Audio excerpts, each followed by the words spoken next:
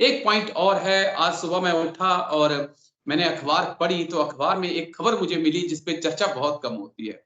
लोग कह रहे हैं कि हम अग्निवीर को तब लड़की देंगे जब वो परमानेंट हो जाएगा। किस प्रकार से देखें सर ये चीजें जो बदल रही हैं, अग्निवीर के कंसेप्ट को राजन कोचर सर कैसे देखेंगे, और जो लोगों के अंदर ये बात बैठ रही है कि आप पहले इसको परमानेंट होने दीजिए, उसके बाद फिर हम अपनी बेटी देंगे।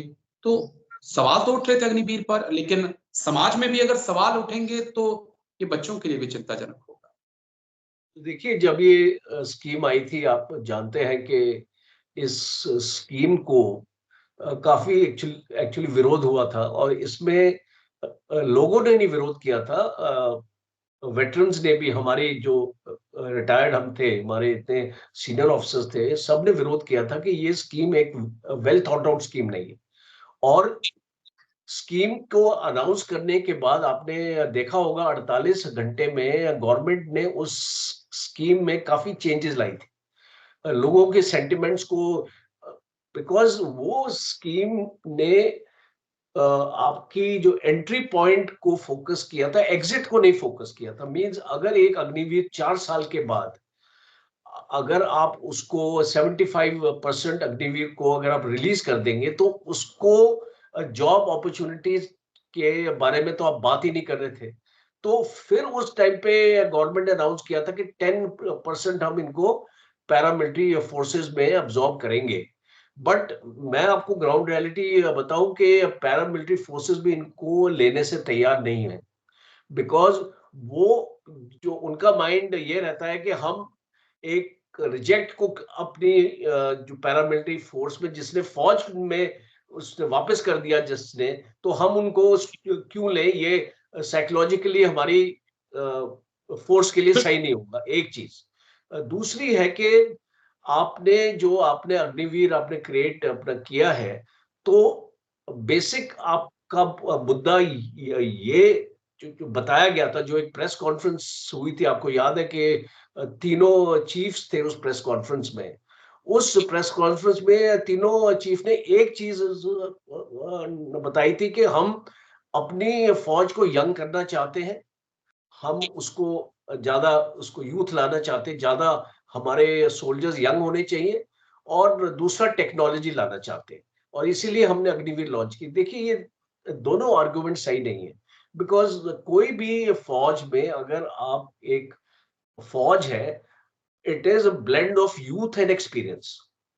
अब आपको अगर भारतीय फौज ने आज तक इतना अच्छा किया है, आपको कोई भी देश को मौका नहीं दिया भारतीय फौज ने कि आप एक प्रसन्नचिन्ह उठा सके अपनी फौज की काबिलियत पर, तो वो इसलिए हुआ है बिकॉज एक एक्सपीरियंस भी है और एक यूथ भी है।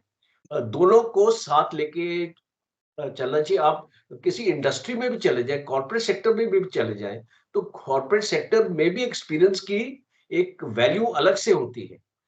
तो ये मैं चीज मानता हूँ। दूसरा एक चीज और आप देखेंगे, बहुत इंटरेस्टिंग है कि, और कोई इस चीज के बारे में बात नहीं करता है, बट इसकी एक कैलकुलेशन ये हुई है कि अग्निवीर को लेने से आने वाले 10 साल में आप फौज को 14 लाख से 10 लाख तक लेके आ जाएंगे, बिकॉज रिक्रूटमेंट उस तरीके के हो नहीं रही है। देखिए,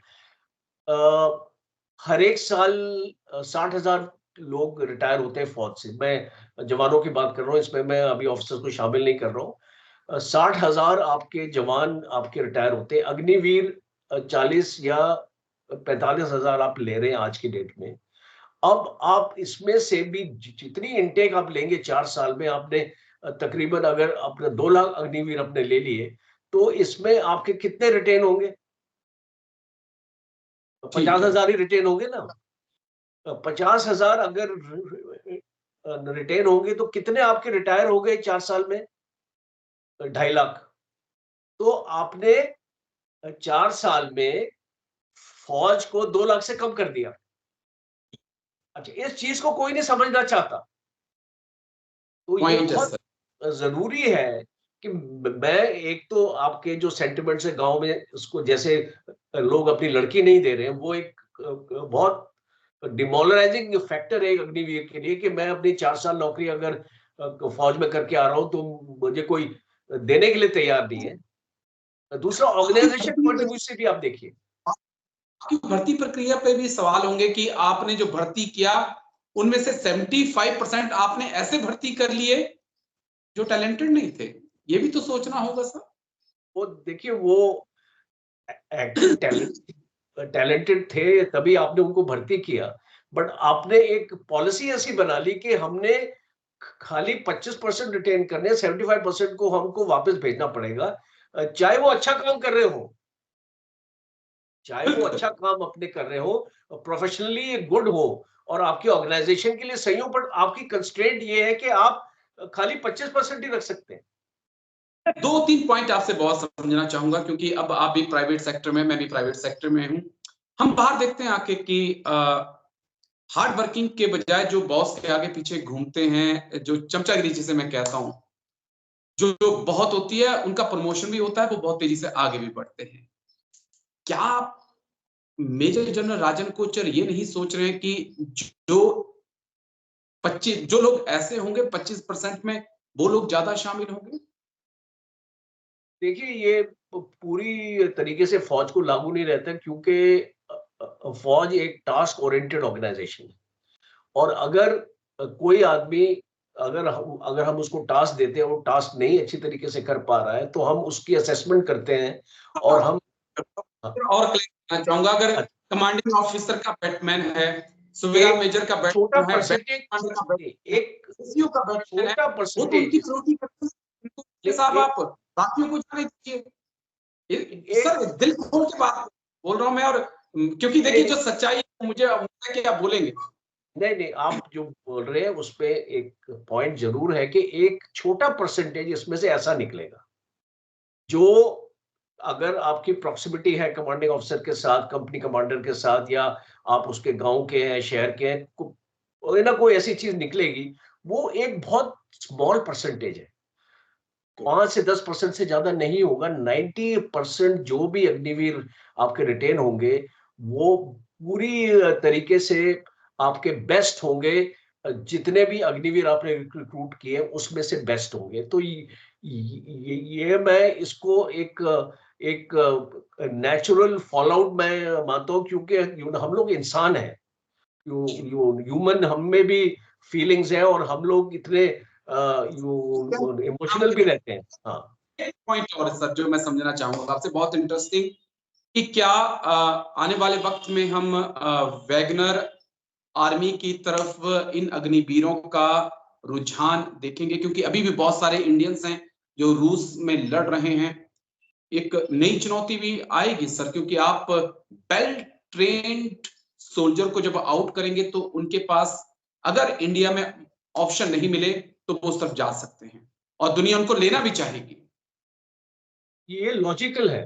आई मीन, आप जो बोल रहे हो ये बिल्कुल लॉजिकल है। देखिए, अगर मेरे पास जॉब नहीं है, और मुझे अगर गल्फ में बुलाता है कोई इसको जॉब करने के लिए, और मुझे वो सेलेक्ट करता है, तो मैं क्यों नहीं जाऊं? हमारे इतने लेबर क्लास जो है, हमारे इतने जो कारीगर हैं, टेक्नीशियंस हैं, आप देख रहे गल्फ कंट्रीज में जाते हैं, क्यों जाते हैं? बिकॉज वहां पे उनको एक बेटर पे प्रोस्पेक्टस या प्रोस्पेक्ट्स नजर आते हैं। तो सिमिलरली अगर हमारे अग्निवीर को एक एक ऐसी प्राइवेट मिलिट्री कंपनीज अगर उनको हायर करना चाहेंगी, और हमने देखा है कि अभी आपने इसको देखा कि इसको रशिया में भी हमारे जो हमारे इंडियन उसको उसको वहां पे यो पाए गए हैं। तो आप आने वाले वक्त में इस चीज को रूल आउट नहीं कर सकते। या तो आप उनको पूरी तरीके से 100% अब्जॉर्प्शन दें, और आप उनको अश्योर करें कि हम आपको प्राइवेट सेक्टर में और गवर्नमेंट के सेक्टर में और पब्लिक सेक्टर में आप उनको आप इसको लेंगे, है ना? अब आप उनको एक छोड़ नहीं देंगे अपने ऊपर कि भाई अब हो गया तुम्हारा काम, now you are on your own. वो चीज अगर आती है सामने और अगर हम वो चीज देखते हैं 4 साल के बाद जो गवर्नमेंट ने प्रॉमिस किया था, उस प्रॉमिस के हिसाब से तकरीबन जो आपके 75% अग्निवीर अगर आपके रिलीज होते हैं तो एटलीस्ट 50% अब्सॉर्ब हो जाएंगे। Okay. खाली उसमें से 25% रह जाएंगे जो अपने आप उनको अपनी नौकरी अपना ढूंढनी पड़ेगी। तो अगर ये प्रॉमिस ग्राउंड पे अगर सही निकलेगा तो ये प्रॉब्लम शायद नहीं आएगी, बट अभी ये टाइम ही बता सकता है राजेश जी। मैं इस टाइम पे इसको प्रेडिक्ट नहीं कर पाऊंगा, इंतजार करना पड़ेगा। लेकिन आप आए और इतनी तमाम पहलुओं को इतनी बारीकी से रखा, मेरे को और मेरे दर्शकों को समझाया, इसके लिए बहुत बहुत शुक्रिया आपका। मेजर जनरल राजन कोचर सर, थैंक्स। जय हिंद, शुक्रिया सर, थैंक यू। धन्यवाद राजेश, जय हिंद।